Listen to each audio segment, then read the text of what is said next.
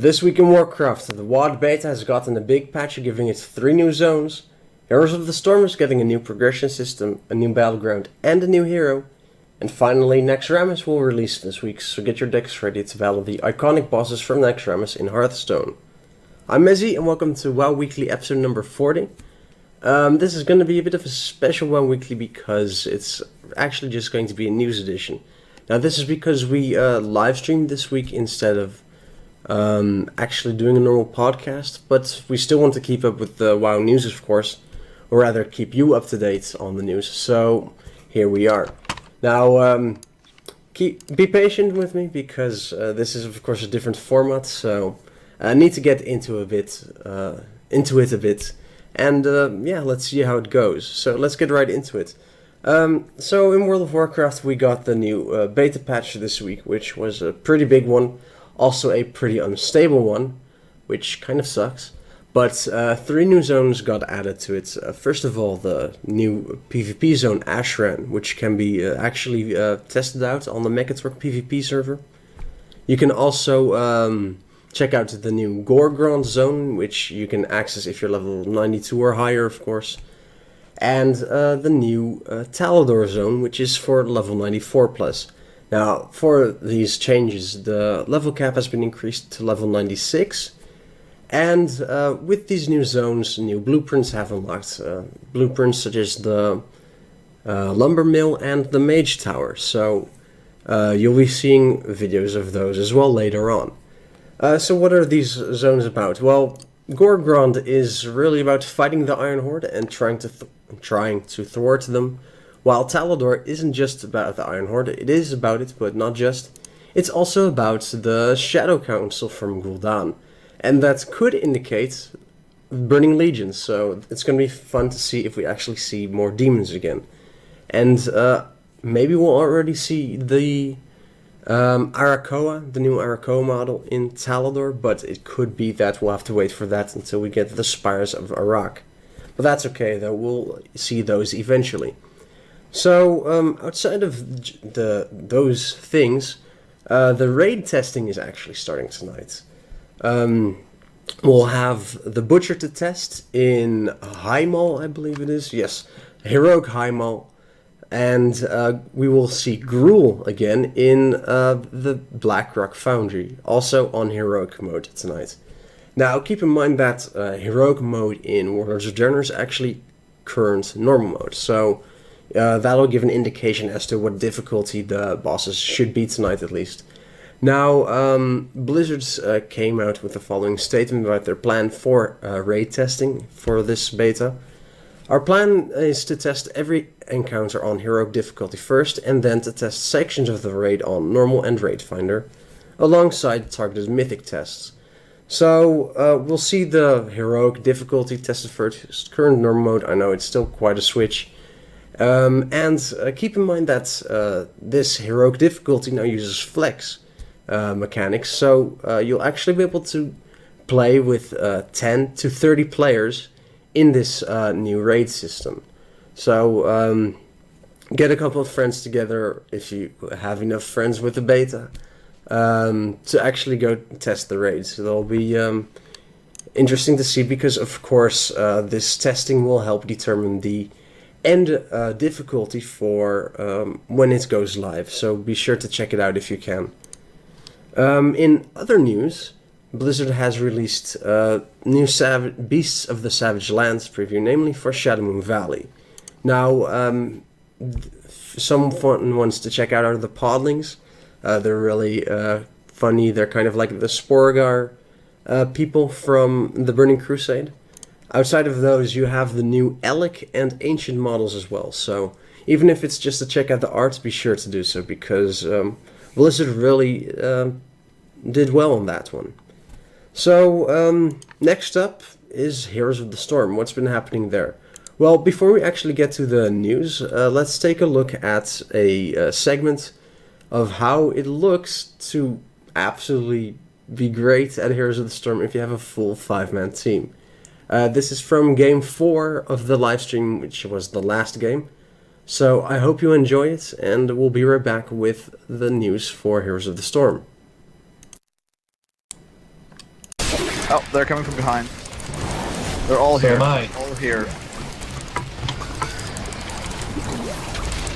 Get Nova if you can. It's too Oh, fast. Shit. Unless you get. I don't wanna die! Alright, Target, get Target. Stunned. She's trapped. Nice. Nice. Could be That's got him. alright. Someone get something ranged then. Oh. That was still. Okay, so I hope you enjoyed that. You can see the full video of Game 2 and Game 1, of course, as well on YouTube or on our website. So be sure to check this out. So, what's been happening in Heroes of the Storm? Well, quite a lot has been announced, and tomorrow will continue to be announced because a new progression system is coming to Heroes of the Storm on the Tech Alpha. The leveling is going to be a bit different, starting with actually that your heroes will not also level up besides your account. Stuff like character skins are still character level bound, but now the talents will unlock also per hero instead of for your entire account. Right now on the alpha, you level your account up as you play the games, and when you reach a certain level you'll be able to get more talents for your heroes. This is actually going to change that you'll have to level each hero individually to get more of their talents. That is going to be a change. That we'll have to get used to. I'm not sure if it's so great that every single time you start out with just the basic talents for your heroes, especially when you start playing new ones, of course. But we'll see how the system works out. Everything is possible to change in the alpha still. So we'll see how that turns out. Now, outside of these talents, you'll also be able to unlock an additional free hero slot, bringing the total to 7 or 8. I think it's 8. So you'll be able to have a larger choice, or variety rather, of heroes that you can play every week if you don't want to buy heroes with real life money. So on the subject of earning money, or rather earning money to buy heroes, the earning for gold has changed. These changes are a lot different because the goal with these changes are that, or rather is, that you'll be able to earn gold at a more steady pace instead of just every day with one daily, for example, and then every time you level your hero or your account up. So how are they going to change it? Well, daily quests will now give 200 gold per quest standard. Not 250 or 500, but just 200 gold per daily quest. So that's already quite a big change, especially for the daily quests that need more time to actually complete, which usually then give 500 gold. But to compensate for that, every time you win a game in Versus, which is with humans against other human beings, PvP, it will award you with 40 gold. If you lose such a match, you'll earn 10 gold, so you'll still earn something for your trouble. Now, at the same time, winning in cooperation mode, this is the mode where you play with fellow human beings against bots. If you win that game, you get 10 gold, which is still a little bit if you really don't want to play against humans or are just not ready to do so. So that's as far as the progression system goes. Now, the master skins, which were announced a few months ago, actually have been previewed, at least for Warcraft and StarCraft. Such examples are the heroic, or not heroic, Lich King, Falstad, Wildhammer, and Tassadar. Now, there were a couple more previewed in each video, so I highly recommend you check them out. Some say, and then I'm talking about a very specific someone on our WoW Weekly crew, about how it's just adding spikes to the helmets, for example, but I highly suggest you check it out. It's another reward within leveling your heroes up in the new progression system. Now, we don't end there because there is actually more for Heroes of the Storm, and that's the new battleground called Garden of Terror. It was announced this week, and there's a preview article about it up. And what are the new mechanics for this battleground? Well, basically it will use a day and night system, and during the night your vision will be greatly reduced, so you'll be able to sneak up on the enemy, for example. Outside of the day-night system, it will also have a heavy creeping system, basically. When it turns night, new types of mercenaries spawn, and you'll be able to collect seeds. Now, when a team collects 100 seeds, they can actually summon the Garden Terror, I believe it's called, yes, the Garden Terror. And this Garden Terror is actually useful for both sieging against the enemy towers and going in a full-on team battle, because the Garden Terror can actually polymorph the other team. So that's pretty cool. It's not like the Dragon Knight, which is really just useful for sieging. You'll actually be able to make a choice with the Garden Terror whether you go for sieging or first going in a team fight to try and gain a longer advantage. Now, all of these things that have been announced will actually be shown in the live Developer Insights broadcast, such a mouthful, this Tuesday, and I'm assuming they'll show it off because they will also show off a new hero. Now, the name of this hero hasn't been announced yet, but apparently it's a shaman with fist weapons. So that shouldn't be Thrall, but who knows, they might do something crazy with him. Let's see, I think that's all for Heroes of the Storm. So let's move on to Naxxramas, because Naxxramas is being released this week in Hearthstone.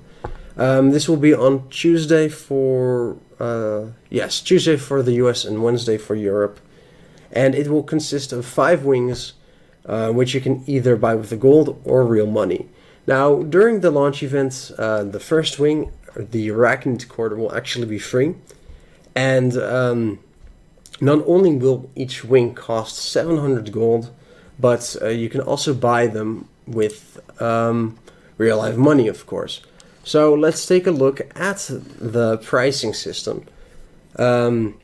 Once the first wing isn't free anymore, you'll have to buy it, of course. I believe they said the event would last for about a month.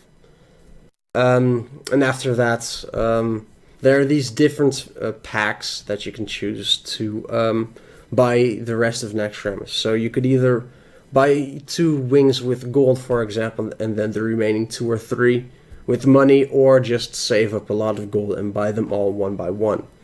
Now, the actual wings themselves will be released 1 wing at a time. So the Arachnid Quarter will release upcoming week, then the next wing the week after that, then the next wing after that, etc. I think that pretty much covers everything that Blizzard has announced this week. So thank you very much for watching. I hope you enjoyed this news edition of the WoW Weekly podcast. It was certainly interesting to try this format, and seeing as we won't be able to do a podcast next weekend, it's highly likely that I'll do another news edition for that week as well, for the news that is released this week. Check out our different videos on YouTube.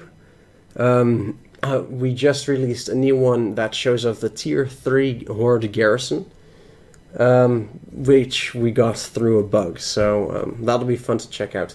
Now keep in mind that the WoD beta is crashing a lot right now. Ever since the new patch, it's been crashing and DCing every few minutes. So that also happened in the video. Have some patience for that. And other than that, there's a lot more content from the beta on YouTube now, as well as 2 Heroes of the Storm videos. So I hope you'll enjoy those as well. If you enjoyed this video, please comment, subscribe, click on the like button. Let me know what you thought of it. I hope it was okay. I know I'm not the best speaker, but I hope you enjoyed it nonetheless. You can also follow WoW Weekly on Facebook at facebook.com/WoWweekly, on Twitter at twitter.com/bbmezzy, and of course our website wowweekly.net. I think that's pretty much everything I needed to say and plug and inform you about. So thank you very much for watching, and I'll see you again next time.